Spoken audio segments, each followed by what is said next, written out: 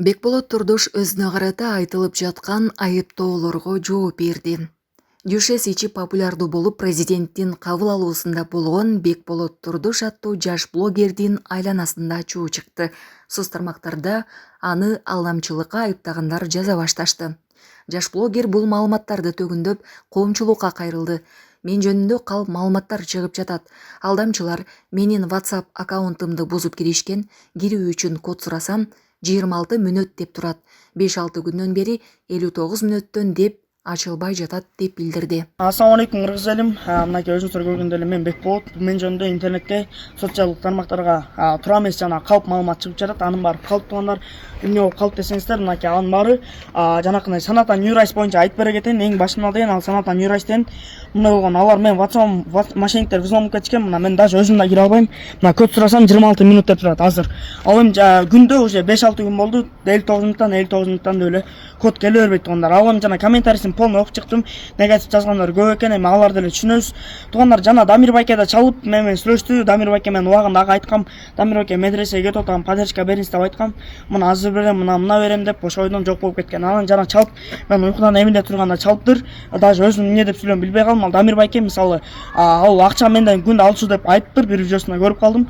Мен андан күндө акча алган эмесмин. Ал Дамир байке өзү Москвада жүргөндө мен ошо жалоот болчумун, автосалондон эле бир жардамчысынан 1,5 миң алып берип туруңуз дегем, алып берген. Андан башка күндө акча салып сураган эмесмин. Жана ошондой эле туугандар мынакей Мекендеш ру мигрант KG жана Дамир байкеники бардыгы хайп. Алардын максаты жөн эле подписчик жана лайк, комментарий, актив жоготуш. Ал эми мунун баары калп туугандар. Мен кыргыз элим ойлойм, туура түшүнөсүздөр деп барыңыздар менен чоң рахмат. Дамир авто, Аманат авто жана башка жаңылыктар эмнеге атаандашып атасыздар билбейм. Мен ашып кетсе сиздердин балаңыздар менен тең бала болушум керек. Жашым болгон 14 кичинекей эле баламын. Ал эми урматтуу кыргыз элим, жанакы Дамир байкебиз жана Аманат авто жана жаңылыктар чыгарып аткан маалыматтарга ишенбеңиздер. Мунун баары калп маалымат деп мен 100% айта алам. Мунун баары андай маанинде болгон эмес. Мен болгон 14 жашым 14тө жана медресеге деп күндө шалып акча сурат дегендер, анын баары калп. Мен ойлойм кыргыз элим мени туура түшүнөт деп. Кыргыз эли менен колдонуңуздарга чоң рахмат. Ассаламу алейкум. Азирет Осмонов коомчулукта кызуу талкууланып жаткан Бекболот Турдушев тууралуу. Осмонов билдирүүсүндө Бекболотко боору ооругандар көбөйгөнүн, бирок айрымдар бул теманы хайп үчүн колдонуп жатканын сынга алды. Хайп кармабагыла демиш болуп, хайп кармап аткандар ассаламу алейкум. Бекболотко боору оорумуш болгон дүйшөн агайлар көбөйүп кетиптир деп жазган ал. Ошондой эле Осмонов жаш баланы аферист деп чыгарып, терс маалыматтар тараткандарды уятсыздыкка теңеп, өзү аны элге чыгарганда жакшы жагынан көрсөтүүнү жана жардам берүүнү көздөгөнүн белгиледи. Мен тартканда эч ким эмес болчу. Жакшы жагынан хайп кылып жардам берип коеюн дегенмин.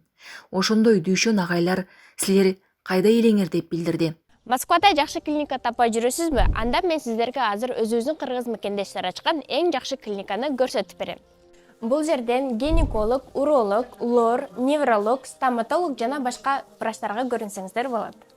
УМБМ клиникасы таза жана сапаттуу заманбап аппараттар менен жабдылган. Эң негизгиси биздин клиникада биздин врачтар пациенттерге жакшы мамиле кылып, өзүбүздүн кыргыз тилинде жакшы кылып түшүндүрүп баарын айтып беришет. Көп адамдар оорусу күчөп кеткенде гана келишет. Бирок ден соолукту убагында текшерип туруу абдан маанилүү. Эгерде сиз дагы ден соолугуңузду текшерүүнү каалап жүргөн болсоңуздар, анда дароо биздин клиникага кайрылыңыздар. Келип УЗИге түшүп, өзүңүзгө керектүү анализдерди да тапшырып кетсеңиздер болот. Анан дагы достор, бул УМБМ клиникасы кайсыл жерде жайгашкан деп жатсаңыздар, метро Нахимовский проспекттин 1 жана 2 выходунан чыкканда 3 мүнөттүк алыстыкта жайгашкан. Эртең мененки саат 9дан кечки саат 8ге чейин иштейт, без выходной. Андыктан келсеңиздер болот. Бөтөн элде, бөтөн жерде жүргөндөн кийин өзүңүздөрдүн ден соолугуңуздарга дайыма кам көрүңүздөр. Биз сиздер үчүн ар дайым кызмат кылууга даярбыз. Коңорчок айылында нөшөрлөгөн жамгырдан улам көпүрөнү суу алып кетти. Нарын облусунун Актал районундагы Коңорчок айылында нөшөрлөп жааган жамгырдан улам көчөлөрдү кайрадан суу каптады. Жаан чачынын кесепетинен айылдагы көпүрөнү да суу алып кеткен. Тийиштүү видеону порталыбыздын элдик кабар бөлүмүнө окурман жөнөттү. Окурман жергиликтүү бийликке кайрылып, көйгөйгө көңүл буруп, көпүрөнү тез арада оңдоп берүүнү суранды. Чүйдөгү көлдөр жарылып кетпеши үчүн толгон сууну желим түтүктөр менен агызып жатышат. Кырсыкты алдын алуу үчүн ыкчам штаб түзүлгөн. 40тан ашык куткаруучу тартылып, желим сифон түтүктөрдү ташып барып орнотушту. Суунун угу кыртышты жеп, аң алып кетпеш үчүн каптарга топурак толтуруп тосушкан. Италиялык мушкер кыргызстандык спортчудан тизелеп кечирим сурады. Окуя Кытайдагы Мелдеште болгон. Италиялык Чиара Пенко биринчи раундда Бактыгүл Курманбекованын колун кайрып, кыргызстандык спортчу беттешти улантуудан баш тарткан. Жыйынтык жарыялангандан кийин Пенко жаракат келтирип алган үчүн атааңдашынан тизелеп кечирим сурады. Бишкектин түштүгүндө ынтымак орду тарапта куураган чөп өрттөндү. Көөлөр жөнөткөн видеодон аны бетон ташыган унаанын айдоочусу да өчүрүүгө аракет кылып жатканын көрүүгө болот. Аңгыча өрт өчүрүүчүлөрдөн бир бригада келген. Өзгөчө кырдаалдар министрлигинин маалыматы боюнча жалын чектөөгө алынды.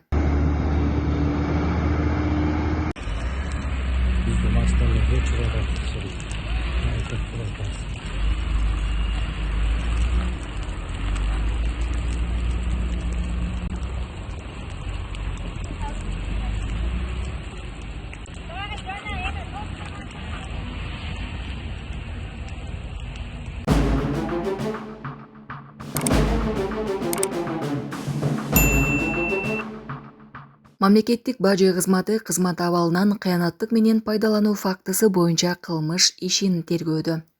Тергөөнүн версиясы боюнча 2026 жылдын июлунда бажы инспектору чет өлкөдөн ташылып келген товарды текшерүүдө анын чыныгы мүнөздөмөлөрүн көрсөтпөй, документке туура эмес маалымат киргизген.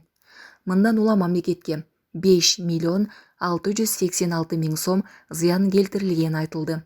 Инспектор соттун чечими менен СИЗО 1-ге камакка алынды. Учурда кылмышка тиешеси бар башка адамдар аныкталууда.